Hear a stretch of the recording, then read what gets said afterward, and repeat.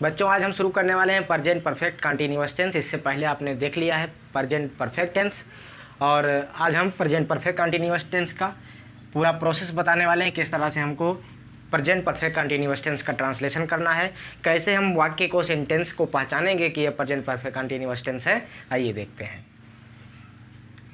Present perfect continuous tense, जैसा कि मैंने यहाँ पहचान लिख रखा है, ऐसे वाक्य जिनके अंत में रहा है, रही है, रहे हैं, रहा हूँ आदि शब्द आते हैं तथा काम के होने का समय या टाइम दिया रहता है, ऐसे वाक्यों को हम प्रेजेंट परफेक्ट कंटीन्यूअस टेंस कहते हैं। यानी इसमें भी रहा है, रही है, रहे हैं, रहा हूँ आदि शब्द वाक्य के अंत में आएंगे, लेकिन इसमें काम के होने का समय दिया रहेगा। यही नियम आपने पढ़ा था कि प्रेजेंट कंटीन्यूअस टेंस में भी रहा है, रही है, रहे हैं आता है। हाँ बिल्कुल आता है, परंतु वहाँ क्या होता है, काम के होने का समय नहीं दिया जाता है। वहाँ काम लगातार जारी रहता है बिना समय दिए, परंतु यहाँ काम के होने का समय है। आप जानते हैं कि प्रेजेंट परफेक्ट कंटीन्यूअस के भी 4 प्रकार के सेंटेंसेस होंगे: affirmative sentence, negative sentence, interrogative sentence, interronegative sentence. तो आइए सबसे पहले हम देखते हैं क्या। सबसे पहले हम देखेंगे अफर्मेटिव सेंटेंस, और अफर्मेटिव सेंटेंस के साथ में किस तरह का जो सेंटेंस स्ट्रक्चर है, फार्मूला है आएगा। तो देखिए फार्मूला क्या आएगा, सब्जेक्ट यहाँ सामने लिखा हुआ है। सबसे पहले सब्जेक्ट लिखेंगे और फिर हैज, हैव, बीन लगाएंगे, यानी आई बी यू दे के साथ में। यहाँ देख लीजिए आई बी यू और दे तथा प्लूरल के साथ में आप लगाते हैं हैव बीन। क्या लगाएंगे, हैव बीन लगाएंगे। ये पहला सब्जेक्ट हो गया। दूसरा देखते हैं, यदि सब्जेक्ट ही हो, सी हो, इट हो, कोई नेम हो या कोई सिंगुलर सब्जेक्ट हो, तो सिंगुलर सब्जेक्ट के साथ में लगाएंगे हैज़ बीन। समझ गए। तो आई बी यू दे और प्लूरल के साथ में have been, he she it, और कोई नाम के साथ लगाएंगे हैज़ बीन। बाकी प्रोसेस यहाँ मैंने लिख रखा है। आइए इसको मिटा देते हैं और देखते हैं सेंटेंस स्ट्रक्चर।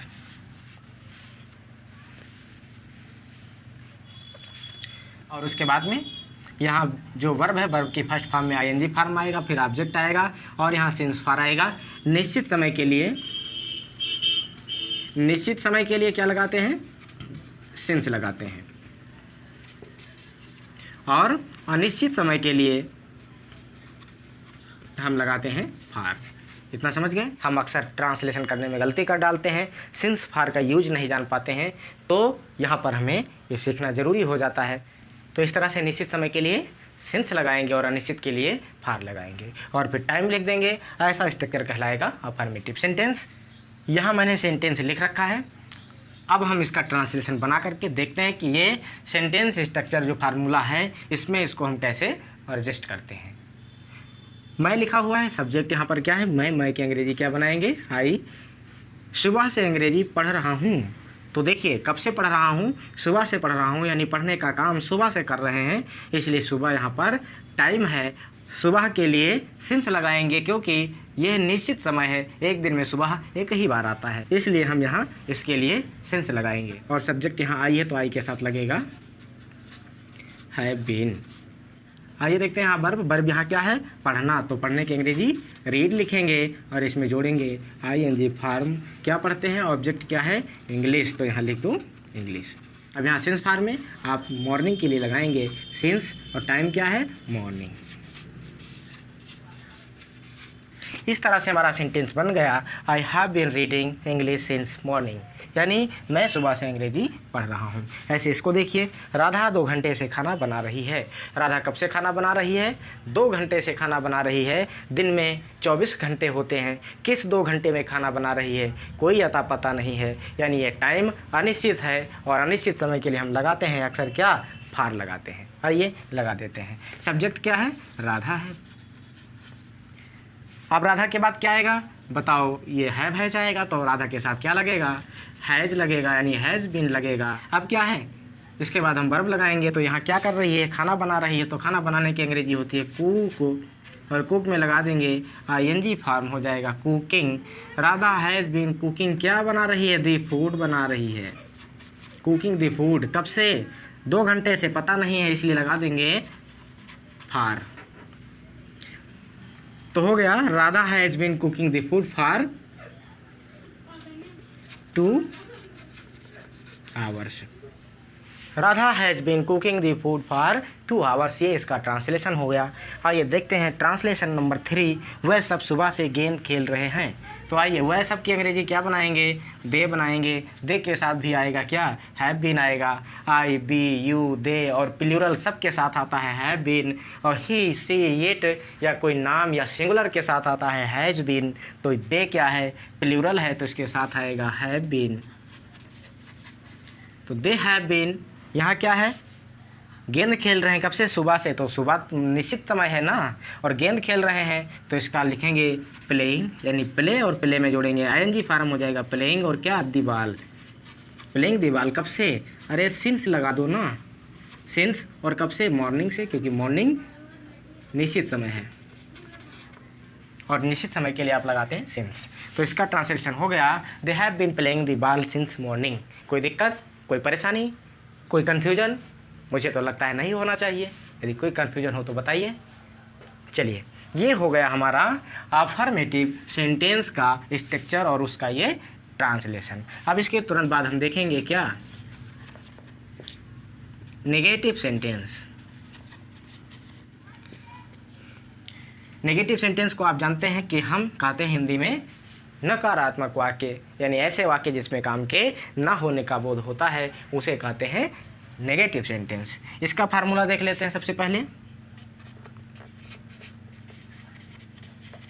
इसमें क्या लिखेंगे, अरे वही लिखेंगे सब्जेक्ट, और फिर लिखेंगे हैव, हैज़, और फिर लगाएंगे नॉट, और फिर लगाएंगे बीन, प्लस वर्ब की फर्स्ट फॉर्म में वही आईएनजी फॉर्म जोड़ेंगे, फिर लिखेंगे ऑब्जेक्ट, और इसके बाद में लगाएंगे सिंस या फॉर, और फिर लिखेंगे टाइम।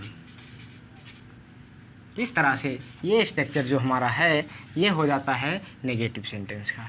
नोट करते चलिए, नोट बनाते चलिए। बार बार मैं कहता हूँ, आपको हंसी आती होगी, लेकिन ये नोट बनाना आपके लिए बहुत फ़ायदेमंद होगा। नोट बनाते रहिए, ट्रांसलेशन करते रहिए, हंसते रहिए, मुस्कुराते रहिए, और अंग्रेजी सीखते रहिए, क्योंकि मैं आया हूँ आपको अंग्रेजी सिखाने। आपको परेशान होने की ज़रूरत नहीं है।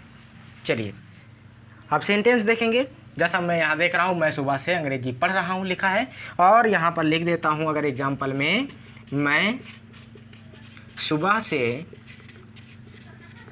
अंग्रेजी नहीं पढ़ रहा हूँ, नहीं पढ़ रहा हूँ। इसका ट्रांसलेशन क्या करेंगे, अरे हैव हैज़ अभी लगाया था ना, हैव हैज़ बीन लगाया था, उसी के बीच में सिर्फ लगा देंगे नॉट, बाकी सेम टू सेम वैसे लिख देंगे, कोई परिवर्तन नहीं करने वाले हैं। तो लिख दीजिए ना, सब्जेक्ट इसमें क्या है, मैं तो लिख दो आई, देख लीजिए यहाँ दिख रहा है आई, और यहाँ आई के साथ लिखेंगे हैव, और लिखा है नॉट, कहाँ लिखा है, ये लिखा है नॉट लगा दो, फिर लगा दो been. I have not been क्या, रीडिंग लिख दो, रीडिंग क्या, इंग्लिश, सिंस लगाएंगे क्योंकि मॉर्निंग लिखा है, since morning. I have not been reading English since morning. ये हो गया नेगेटिव सेंटेंस। अब चलते हैं सेंटेंस नंबर 2 को देखने के लिए। यहाँ लिख दो सेंटेंस नंबर 1, और सेंटेंस नंबर 2 यहाँ लिखा है अफर्मेटिव में, इसे ही बना लो नेगेटिव में, क्योंकि अलग कोई सेंटेंस लेंगे तो फिर ये कन्फ्यूजन पैदा होगा। इसलिए एक ही सेंटेंस को पकड़ लीजिए और चलते रहिए, सीखते रहिए, बनाते रहिए। आइए सेंटेंस नंबर 2 देखते हैं। लिखा हुआ राधा 2 घंटे से खाना बना रही है। बताइए नेगेटिव क्या लिखेंगे, राधा 2 घंटे से खाना नहीं बना रही है। क्या लिखेंगे, राधा 2 घंटे से खाना नहीं बना रही है। क्या बनाएंगे, यहाँ लिखा था Radha has been cooking the food for 2 hours, यहाँ लिख देंगे Radha has not been cooking the food for 2 hour. बस और कुछ नहीं करना है, क्योंकि यहाँ इसके बीच में सिर्फ लगा दिया आपने नॉट, बस इतनी ही चेंजिंग आपको करना है। तो लिख दीजिए Radha has not been cooking the food for 2 hours. Radha has not been cooking the food for 2 hours. Okay, समझ गए। आगे चलते हैं, देखते हैं सेंटेंस नंबर 3। फर्स्ट हो गया, सेकंड हो गया और थर्ड देखते हैं किस में, नेगेटिव में, क्योंकि मैंने इसको लिख रखा है नेगेटिव सेंटेंस। वह सब सुबह से गेंद खेल रहे हैं, वह सब सुबह से गेंद नहीं खेल रहे हैं, हो जाएगा नेगेटिव सेंटेंस। ट्रांसलेशन क्या बनाओगे, they have been playing the ball since morning, ये था अफर्मेटिव।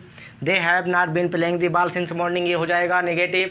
इसलिए नेगेटिव और अफर्मेटिव में ज़्यादा अंतर नहीं है, सिर्फ नाट का मामला पड़ता है, इसलिए नाट को आप लिख दीजिएगा नेगेटिव में, अफर्मेटिव में नाट को हटा दीजिएगा, आपका ट्रांसलेशन बिल्कुल सही बन जाएगा। आइए देखते हैं,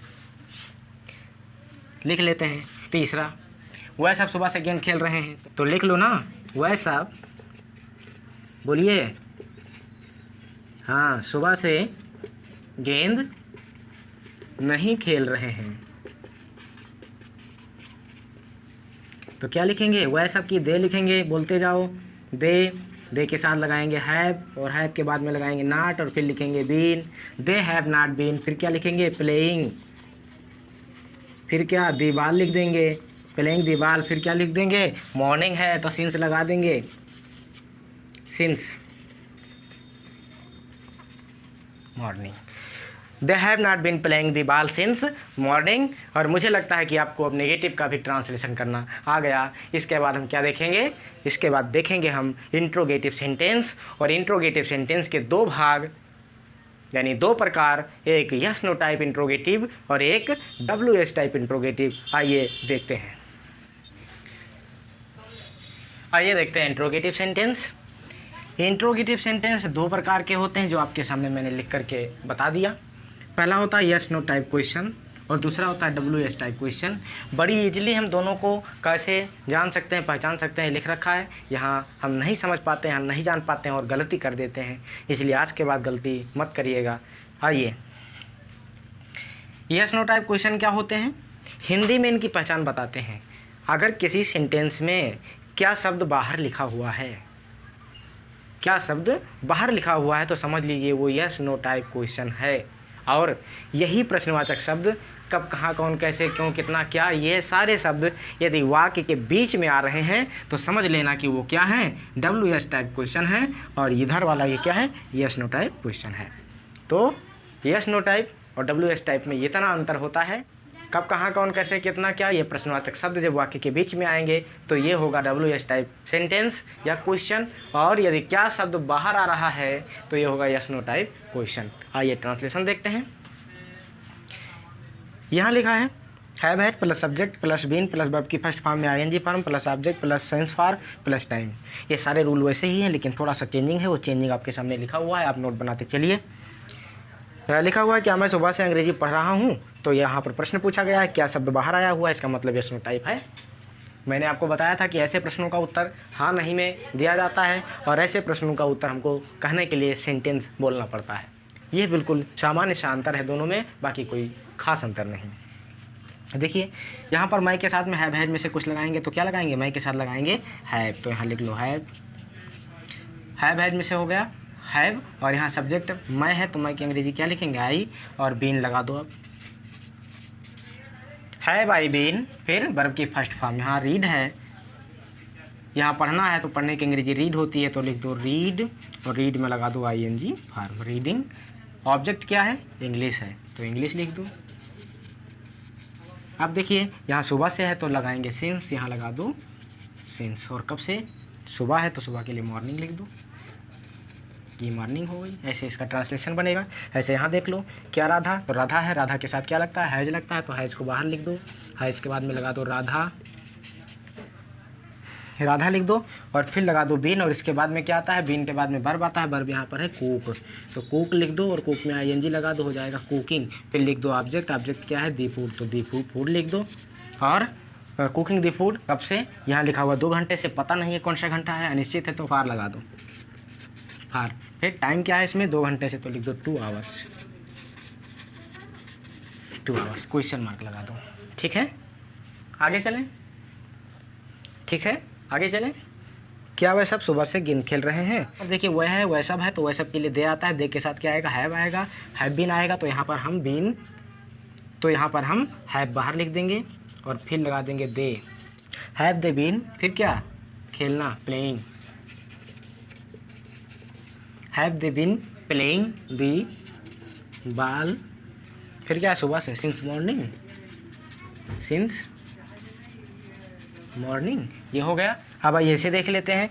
इसको देखने के लिए आपको यहाँ समझना पड़ेगा, यहाँ जो कुछ आपने किया है ऐसे ही सेम प्रक्रिया वहाँ पर भी होगी, लेकिन सिर्फ इतना अंतर करना है, इससे पहले क्वेश्चन वर्ड लिख देना है, बाकी कोई अंतर नहीं करना है। चलिए देखते हैं। मैं सुबह से अंग्रेजी क्यों पढ़ रहा हूँ, तो देखिए क्यों शब्द बीच में आया है, इससे पता चलता है कि ये WH टाइप क्वेश्चन है।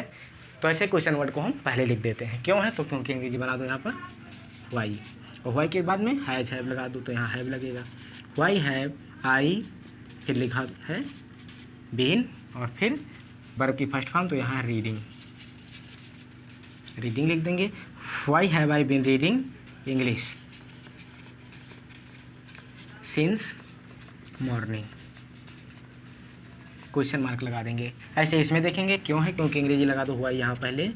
कोई भी वर्ड आ सकता है, वाई ही नहीं कोई भी वर्ड आ सकता है, मैंने वाई लिया है सिर्फ वाई। फिर यहाँ लिखो हैज, राधा के साथ हैज आएगा। Why has Radha been cooking the food for 2 hours, question mark हो गया। अब वह सब सुबह से गेम क्यों खेल रहे हैं, तो लिखेंगे why have they been playing the ball since morning,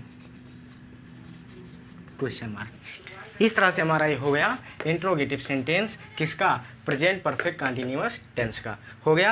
अब इसके बाद आएगा इंट्रोगेटिव नेगेटिव सेंटेंस। उसमें सिर्फ हम थोड़ा सा अंतर करेंगे।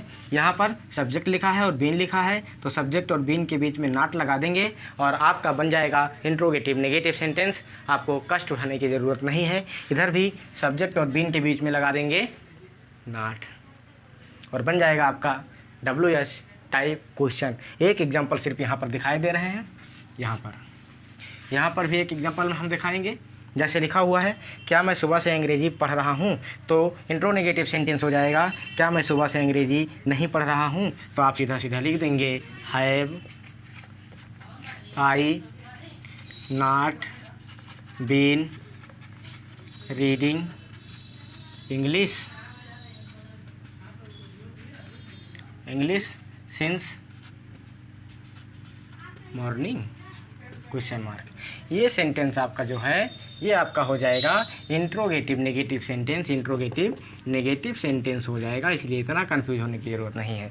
इसमें क्या करेंगे, लिखा है मैं सुबह से अंग्रेजी क्यों पढ़ रहा हूँ, तो इसमें हो जाएगा मैं सुबह से अंग्रेजी क्यों नहीं पढ़ रहा हूँ, तो सिर्फ आई और बीन के बीच में नॉट लगा देंगे, यानी सब्जेक्ट और बीन के बीच में नॉट लगा देंगे और लिखेंगे why have I not been, क्या, अरे वही रीडिंग इंग्लिश सिंस मॉर्निंग। निश्चित होगा तो सिंस, अनिश्चित टाइम होगा तो फार लगा देंगे, क्वेश्चन मार्क लगा दीजिए। Why have I not been reading English since morning, ये आपका हो गया interrogative negative sentence. Interrogative negative sentence मैंने नहीं बताया है क्योंकि थोड़ा सा परिवर्तन करना था, इसलिए आप यही समझ लीजिए और आप समझ भी गए होंगे, मुझे पूरी उम्मीद है। इस तरह से आपका प्रेजेंट परफेक्ट कंटिन्यूअस टेंस आज खत्म होता है। अगली वीडियो में हम आपको बताएंगे पास्ट इंडेफिनिट टेंस और उसके 4 प्रकार, past indefinite tense, past continuous tense, past perfect tense, past perfect continuous tense. तब तक के लिए जुड़े रहिए हमसे और देखते रहिए हमारा वीडियो और सीखते रहिए अंग्रेजी। हम फिर मिलेंगे। जय हिंद, जय भारत, नमस्कार।